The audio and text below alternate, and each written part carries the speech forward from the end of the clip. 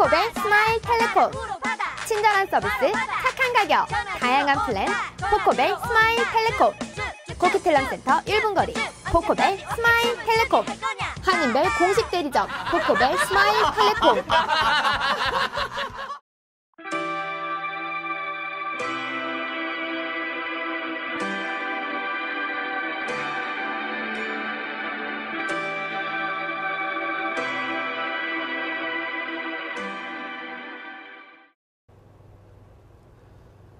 밴쿠버 경찰이 밴쿠버 이스트 지역을 차별해 단속을 강화하고 있다는 시민인권단체의 주장을 보도해드린 바 있습니다. 이 문제를 논의하기 위해 밴쿠버 경찰과 주민들이 간담회를 진행했습니다. 사안의 심각성을 고려해 밴쿠버 시장도 이 자리에 참석했습니다. 경찰은 편파적인 단속에 대해 근거 없다고 주장했고, 그레고 로버트슨 밴쿠버 시장은 경찰의 입장을 옹호했습니다. 결국 양측 간 이견을 좁히지는 못한 것 같습니다. 시민인권단체는 밴쿠버시에서 발급되는 무단횡단 및 도로 위 호객 행위에 대한 벌금 티켓의 대다수가 밴쿠버 이스트 지역에서 발생했다고 주장합니다.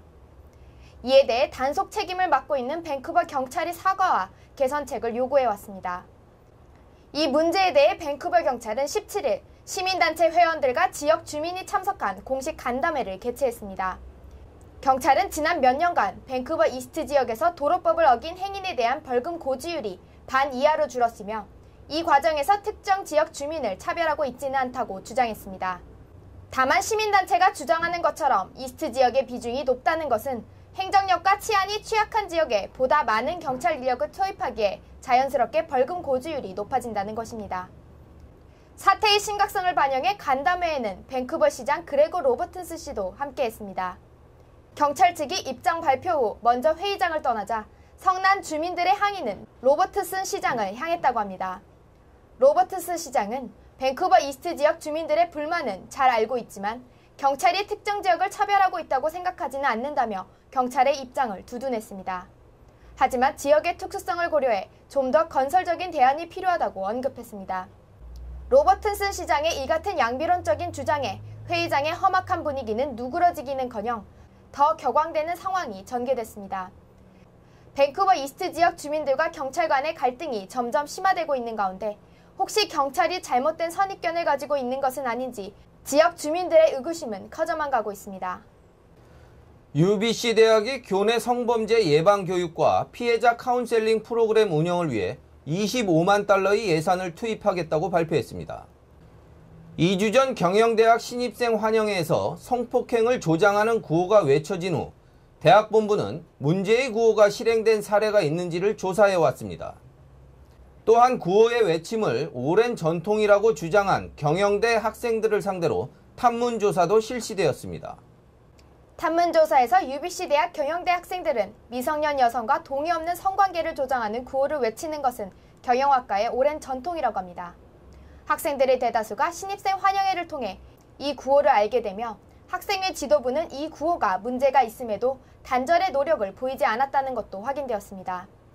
조사에 의하면 구호 외에도 신입생 환영 행사 일부가 성과 관련된 부적절한 내용이 포함되어 있어 대학생들 사이에 왜곡된 성의식이 만연되어 있는 것이 문제로 부각되었습니다. 스티븐 트룹 UBC 대학 총장은 성명을 통해 경영학과 학생회의 간부는 물론 신입생 환영회를 주관한 학생들이 이번 사건에 책임을 지고 간부직에서 사퇴했다고 밝혔습니다. 또한 앞으로 UBC 대학의 모든 학과들은 프로시 위크 행사를 주관함에 있어 더 큰 책임감을 가지고 행사를 진행할 것이라고 전했습니다. UBC 대학은 신입생 환영 행사의 건전성 추구를 위해 새로운 학생 책임자를 임명, 장기적인 변화를 예고했습니다. 한편 밴쿠버 여성보호소의 힐라 커너 씨는 보호소에 신고되는 성범죄 피해자 중 상당수가 대학생 신분이라고 전하며 이번 사건을 계기로 UBC는 물론 BC주와 캐나다의 모든 대학들이 성범죄가 대학가에서 얼마나 흔하게 자행되고 있는지를 인지하기를 희망했습니다. 2년 동안 공사가 진행되었던 코키들람의 케이프 혼 인터체인지가 마침내 완성되었습니다. 이로써 코키들람은 물론 다리를 넘어와 이곳을 지나는 서리 지역 주민들의 웨스트 바운드 행이 자유로워졌습니다. 케이프 혼 인터체인지의 완성으로 유나이티드 블러버드 도로를 지나지 않고 메리힐 우회로에서 로이드 하이웨이로의 직접 진입이 가능해졌습니다. 뉴스 1130의 교통 전문가 김실 씨는 그동안 케이프호원 인터체인지 부근의 출퇴근 시간 교통 상황은 전쟁이었다고 말했습니다. 브루넥 교차로의 경우 하이웨이에서 일반 도로로 진입하는 것이 혼란스러웠고 대형 트럭들이 대부분인 하이웨이 진입 차량들과 소형 차량들이 신호등 없이 교차하면서 사고 위험도 컸습니다. 김실 씨는 앞으로 며칠간의 적응 기간을 거치고 나면 이 지역의 교통 흐름은 수월해질 것이라고 전망했습니다. 하이웨이 1 개선 프로젝트 대변인 그레그 존스 씨도 역시 그동안 교통체증에 막혀 고생했던 기억들은 추억으로 남게 될 것이라고 새 인터체인지의 완성을 반겼습니다. BC주 교직원들이 속해 있는 CUP와 주정부 교육부가 3.5%의 임금 인상에 잠정적으로 합의했습니다. 이번 합의가 실패했다면 당장 9월부터 파업이 시작될 가능성이 매우 높았었습니다. 합의 덕분에 파업 걱정은 사라졌지만 재원 마련이 시급한 현안으로 떠올랐습니다. 이번 합의로 당장의 급한 불은 껐지만 다른 불씨는 남아 있습니다. 이번 임금 인상 합의로 재원의 부담을 떠안은 각 교육청들은 다른 분야의 교육 예산 축소가 불가피할지도 모르기 때문입니다. 밴쿠버 교육청장 패티 바쿠스 씨는 교직원들의 임금 인상은 전적으로 정부 책임이라며 협상을 진행한 BC주 교육부가 발생하는 추가 비용 역시 감당해야 한다고 주장했습니다. 바쿠스 씨는 지금까지 보여준 주정부 교육부의 행보를 볼 때 타 분야의 예산을 축소해 교직원들의 인상 임금을 감당하라는 지시가 전달되는 것은 시간 문제라고 우려했습니다. 그는 교내 일부 프로그램의 폐지 및 학교 휴일의 증가 현상으로 나타날 수 있다고 설명했습니다. 바쿠스 청장은 교육 예산이 항상 후순위로 밀려나고 있다고 불평하며 최근 교육 예산 총액 전체가 감소해 모든 교육청들이 어려운 상황이라고 설명했습니다. 이번에 성사된 교직원 계약 기간은 이미 미계약 기간으로 인한 1년을 포함한 2년입니다. 따라서 계약서 없이 일한 지난 1년간의 시간을 포함 계약 완료는 1년 후인 2014년 6월 30일부로 완료됩니다. BC주의 제1야당인 신민당의 아드리안 딕스 대표가 내년에 새로운 대표가 선출되면 대표직에서 물러나겠다고 18일 기자회견을 통해 발표했습니다. 딕스 대표는 지난 5월주 총선에서 BC NDP의 승리가 예측되었음에도 결과적으로 패배했다며 바로 책임을 져야 했지만 사퇴하기보다는 당 대표로서의 책임을 끝까지 수행할 것을 밝힌 바 있습니다. 하지만 최종 책임은 자신에게 있으며 적당한 시기에 당대표를 사퇴할 것을 약속해왔습니다. BC NDP의 새로운 대표 선출은 내년 여름에 있을 예정입니다. 딕스 대표는 기자회견을 통해 새로운 당수 선정 전까지 BC NDP를 이끌며 자유당이 총선에서 약속한 공약의 준수 여부를 감시하겠다고 전했습니다. 또한 재정 흑자를 만들기 위해 꼭 필요한 예산들도 감축하고 있는 자유당 정부의 현재 상황을 비난하기도 했습니다. 하지만 이번 기자회견을 두고 일부에서는 실망스럽다는 반응을 보이고 있습니다. 5월 총선 패배 이후 딕스 대표의 사퇴를 예상했으나 이번 발표에서도 사퇴를 내년 여름까지 미루고 있어 실망감을 표현하고 있다고 합니다. 그러나 이에 대해 프레이저밸리 대학의 정치과학 교수 해미시 텔포트 씨는 당의 패배를 대표의 책임으로 돌리는 정치 전통은 잘못되었다고 말했습니다. 그는 많은 정당들은 대표를 바꾸면 새로운 정치적 돌파구가 생길 거라고 생각하지만 현실은 그렇지 않다고 설명했습니다. 가장 중요한 것은 대표 교체가 아닌 당의 체질을 바꾸는 것이라고 주장했습니다. 이 소식을 접한 BC 자유당은 크게 반기지 않는 분위기입니다. 욕 대학의 정치과학 드니스 필론 교수는 딕스 대표의 사퇴는 BC 자유당에게는 양날의 칼과 같은 것이라고 설명했습니다. 딕스 대표를 잘 알고 있는 자유당으로서는 2017년 총선에서 새로운 적을 상대하는 것보다는 한 번 패배를 안긴 딕스를 재상대하는 것이 유리할 수 있다고 생각하고 있기 때문입니다. 한편 내년에 있을 BC NDP 대표 선출에는 6명의 이름이 거론되고 있습니다. 그중 가장 유력한 이는 딕스에게 당 대표직을 두고 패배했던 존 호건 씨입니다. 지난 당 대표 선출 당시 3위를 기록했던 그는 올해 총선에서 의석 획득에 성공했습니다. 호건 씨는 대표직 출마에 대해 자신의 지지자들과 상의하겠다고 전했습니다. 호건 씨 이외에도 마이크 페너스, 조지 헤이만, 그리고 현 밴쿠버 시장인 그레고 로버트슨의 출마가 예상되고 있습니다. BC 주정부가 술 판매를 늘리기 위해 음주법 개정을 서두르는 가운데 술 마시기를 좋아하는 주당들은 더 쉽고 간편하게 술을 사고 마실 수 있기를 고대하고 있습니다. 하지만 이에 대한 문제점을 지속적으로 경고하는 그룹이 있습니다. 음주법 개정에 참여하고 있는 빅토리아 대학의 중독연구센터는 이로 인해 발생할 수 있는 문제점들에 대해 경고하고 있습니다. 중독연구센터의 팀 스토겔 박사는 알코올은 우리 사회의 많은 분야에 영향을 끼친다며 범죄와의 연관성과 의료비용 상승에도 영향을 주는 것은 물론 사망률과도 연관이 깊다고 말했습니다. 최근에 조사 결과에 의하면 음주가 암 발병에도 영향을 준다는 것을 국민의 70%가 인지하지 못하고 있다며 법 개정에 앞서 이러한 사실들에 대한 홍보가 필요하다고 말했습니다. 한편 지난 14일에 개설된 음주법 관련 주민 피드백 웹사이트에는 현재의 엄격한 음주법을 성토하는 불만 가득한 글들이 쌓여가고 있습니다. 그중 압도적으로 많은 의견은 리커 스토어가 아닌 일반 편의점에서 맥주나 와인 등 알코올 농도가 낮은 음료를 구입하고 싶다는 것입니다. 또한 책임감 있게 행실한다는 전제하에 공공장소에서 음주가 허락되기를 바란다는 의견도 많았습니다. 이 웹사이트에서는 오늘 10월 31일까지 주민의 의견을 접수하고 있습니다. 오는 10월 5일부터 BC 주정부 이민 신청에 필요한 가족 기준소득이 크게 인상됩니다. 기준소득은 가족 수나 신청 지역에 따라 달라집니다. 종전에는 메트로 밴쿠버 지역에서 주정부 이민 신청 시 필요한 기준소득 금액이 신청인을 포함 4인 기준 소득이 37,859달러였습니다. 하지만 10월 5일 이후에는 39,548달러를 증명해야 합니다. 무려 1,689달러가 높아진 금액입니다. 이민 컨설팅 전문업체인 웨스티켄 최주찬 대표는 주정부 이민은 한인들이 주로 신청하는 이민 카테고리라고 말했습니다. 이번 조치가 시행되면 한인들의 주정부 이민은 더 어려워질 것으로 예상한다고 전했습니다. 또 이민을 준비하는 한국분들이 이민 결정에 큰 영향을 미칠 것으로 보인다며 기준소득은 신청인 본인의 근로소득과 배우자의 소득을 합산하는 것으로 초과 근무수당이나 보너스, 팁은 포함되지 않는다고 설명했습니다. 최 대표는 이어 밴쿠버에서 한인 교민들은 실제 연소득 4만 달러 이상의 연봉을 주는 직업을 찾기가 쉽지 않다고 설명하며 비숙련직 PNP 이민 신청이 더욱 어려워질 것으로 예상했습니다. 그나마 다행인 것은 배우자가 함께 일할 수 있는 숙련직 종사자에게는 다소 유리하게 작용될 것으로 보인다고 덧붙였습니다. 서비스업 종사자들의 가장 중요한 미덕과 직업의식에는 친절과 미소가 기본입니다. 하지만 무례하거나 정상적이지 못한 행동을 보이는 손님들에게까지 친절하기에는 정말 쉽지 않다고들 합니다. 친절과 미소가 가장 많이 요구되는 서비스업 직업의 최고봉은 단연 항공기 승무원들입니다. 비행 중 많은 승객들이 다양한 요구사항과 짜증, 심지어 다 큰 어른의 잠투정까지 받아주어야 하기 때문입니다. 한 여행 관련 웹사이트가 항공사 승무원들과의 익명 인터뷰를 통해 이들의 솔직한 심정을 알아보았습니다. 비행 중 제공되는 서비스 중 가장 대표적인 것이 바로 음료 서비스입니다. 음료 서비스는 모든 노선의 비행기에서 제공되기 때문입니다. 이 음료 서비스와 관련해 기분이 상하는 경우로 승무원들은 두 가지를 꼽았습니다.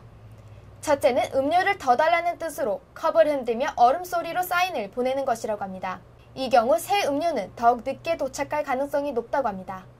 둘째는 서비스 제공 중 헤드폰을 쓰고 있는 경우로 승무원들은 같은 질문을 4번이나 하고 나면 그냥 헤드폰을 벗기고 싶다고 말했습니다. 승객들에게 드는 가장 짜증나는 질문은 현재 위치가 어디냐는 질문이 뽑혔습니다.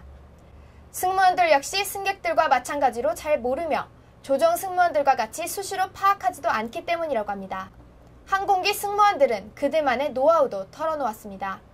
첫 번째는 비행기가 난기류를 만나 안전벨트 착용 사인에 불이 들어올 때 기장에게 사인을 조금 오래 유지해달라고 부탁할 때도 있다는 것입니다. 난기류가 승객들에게는 불안을 안겨주는 위험 상황이지만 승객들 모두가 벨트를 매고 자리에 얌전히 앉고 자신들도 자리에 앉을 수 있어 승무원들에게는 계획에 없는 달콤한 휴식의 기회가 된다는 것입니다. 두 번째는 많은 승객들이 취침해주기를 바라는 마음에서 카페인이 없는 디카페인 커피를 제공하기도 한다는 것입니다. 올여름 노스 밴쿠버와 웨스트 밴쿠버 등 노스시어 지역에서 사살된 곰의 수가 크게 감소한 것으로 나타났습니다.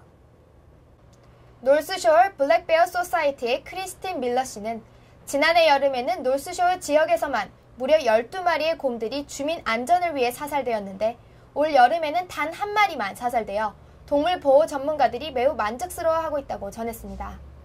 하지만 가을로 접어드는 이때가 동물 활동이 가장 활발한 시기라고 전하며 곰을 비롯한 야생동물에 대한 주민들의 주의를 당부했습니다. 많은 동물들은 겨울잠 준비를 위해 많게는 하루 20시간 동안 식량을 찾아 다니기도 한다며 특히 곰의 경우 하루에 무려 2만 칼로리를 섭취한다고 설명했습니다. 전문가들은 놀수쇼 지역의 경우 곰을 유혹할 수 있는 나무 열매들의 정리와 음식물 쓰레기의 철저한 관리를 요청했습니다. 새를 좋아하는 사람들이 설치한 모이통 역시 곰이 좋아하는 것이므로 그에 대한 자제를 부탁했습니다. 지난 18일 서리에 위치한 프린세스 마가렛 고등학교 앞에서 길을 건너던 여학생 3명이 모터사이클과 충돌하는 사고가 발생했습니다. 이 사고로 인해 16세 여학생 1명이 사망했으며 다른 여학생 2명은 모터사이클 운전자와 함께 병원에 입원 중입니다. 입원 중인 3명 모두 심각한 부상을 입은 것으로 알려졌습니다. 사고 발생 지점은 128번 스트리트와 68번가가 만나는 곳입니다. 이곳은 학교와 인접해 있음에도 횡단보도가 없어 사고 당시 3명의 여학생들은 무단횡단을 했던 것으로 알려졌습니다. 늘 사고 위협이 많았기 때문에 지역 주민들은 횡단보도 설치를 계속 요구해왔습니다. 사고 다음 날인 19일 아침 학교 주변에는 경찰이 조사를 위해 사용한 노란 테이프 잔재와 모터사이클에서 떨어져 나온 부속 그리고 깨진 유리 등이 남아 있었습니다.